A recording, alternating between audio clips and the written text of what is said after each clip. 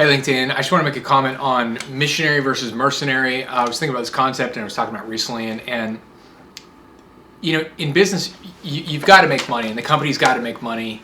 But I tend to think that the greatest companies, are really missionaries, and not mercenaries. And I think that there's a lot of talk track and people online that talk about, you know, things related to money, EBITDA, dollars, return from ad spend, and blah, blah, blah, blah, and get really into dollar, just very mercenary type talk. And I think that, and there's a community on Twitter that talks about buying other companies and things like that. And I think a lot of that community is very mercenary. They're looking at the bottom numbers. And if you're you own a company and you're looking to sell a company, I think it's a mistake to sell to a mercenary, because you're going to get a bad deal. And I think that's the same when you are selling your company, when you're pitching and selling, you should be a missionary. I think you should sell like a missionary, and you should be a missionary. You should care about your product, care about your company, care about your culture, care about your customers. And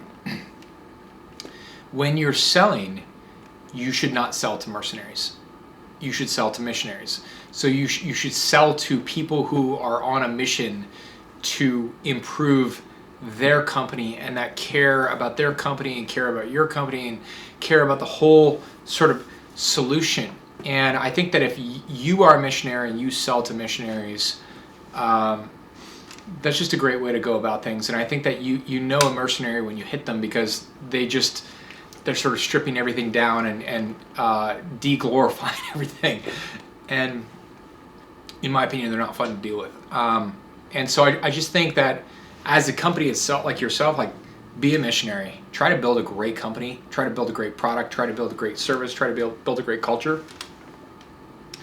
Those are truly the companies that people remember. Like, when you think about great companies, all those great companies are missionaries internally. Their core values, their vision, their goals, their alignment, things like that.